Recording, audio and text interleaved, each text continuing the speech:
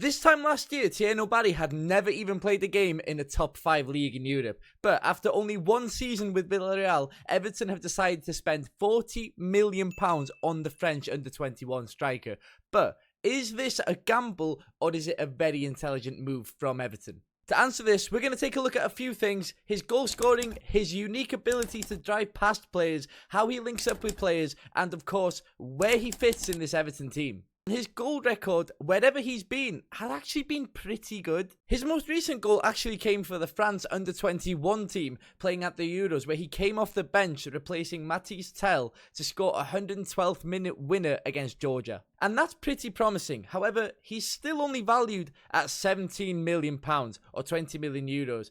Everton have spent 40 on him. So let's dig deep into him as a player and why he may not actually be the striker many people think he is. This is his heat map from last season. As you can see, he obviously likes to get into the box. That's where most of his goals come from. However, you can also see that he likes to pick up these positions on the left-hand side of the pitch. And there's a reason for this. But first, let's look at some of the goals he scored last season and why he's maybe possibly an upgrade on Beto. There's one thing that stands out to me when I see Barry: the ability to know when to go short to receive the ball and then what action to take after you've done this. This is a great example. He comes short to receive the ball and actually drags the defender with him all the way out from centre-back, disrupting the opposition's back line and creating this massive vacuous space. But after this, he targets the space and he does really well to actually get onto the end of the cross into the box with that athleticism, with that elasticity he's got. He's got a very good knack of being able to get onto the end of crosses, be that with his head or on a volley. But that's just one aspect of his play and it's something to like, but when you see the other stuff I saw, you're going to get excited. I'm an Everton fan myself and I'm pretty excited. And this clip as well is a great example of how good he is at perceiving of when to drop deep and when not actually to drop deep and to stay high. The ball is in the back line here for Villarreal. And you can see Barry is actually leaning forwards towards goal, actually hasn't got body language that suggests he wants to come short to receive the ball. That's because he can see there's multiple Villarreal midfielders already in that central space. So him dropping deep doesn't really need to be done because it's not going to properly affect things because there's so many options there in the central area for Villarreal. So instead he stays high and threatens that back line with pace in behind. But then he actually does come to his feet and then he actually does really well to lay it off to his teammates.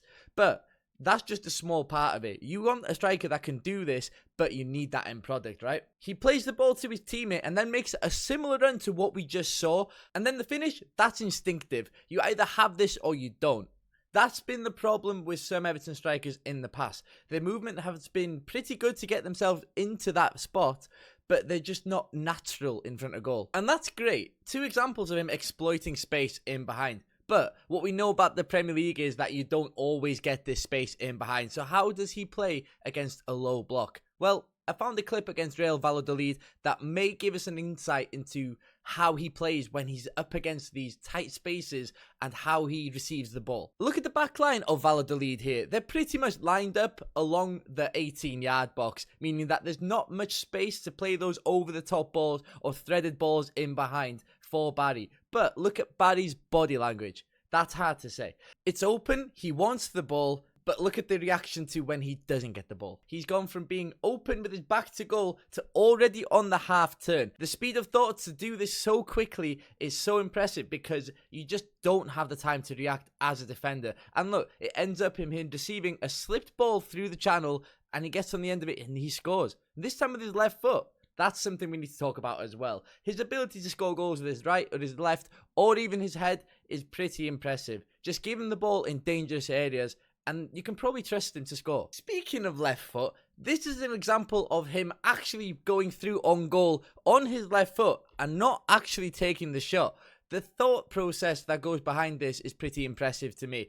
Listen, he could have easily just scored or taken a shot, let's be honest, in a similar way to the previous goal we've just seen. But instead, he's got that picture in his head of where his teammates are. And that's a sign of a really good player. Actually, it's a sign of a well-coached player, if anything. And he just squares it to make the chance easier. And this unselfish aspect to his play is pretty nice to see, really, from a young striker that's been scoring for fun. When you're in this sort of form, you expect them to hit everything, but no, he's pretty unselfish when it comes to these types of chances. But this is where it gets kind of weird, people, because 6'5" striker, great in the air. What do you expect? You expect him to stay in the middle and receive those aerial balls, receive the flick-ons, go for headers, make life difficult for the centre-backs. And he actually does make life difficult for the centre-backs, but not in the way you think. Because, remember that left-hand side heat map I showed you? Well, this is why it's so strange to see. There's stranger clips coming up, but this is an example of how effective he can be when he drifts over to that left-hand side.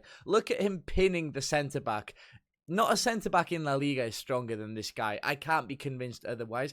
Every time I saw him over on the left-hand side, ready to roll the defender, you just knew it was over before it even began. And then once he gets you in that position and he rolls you, he's pretty much away because he's not slow. He's very quick, this guy.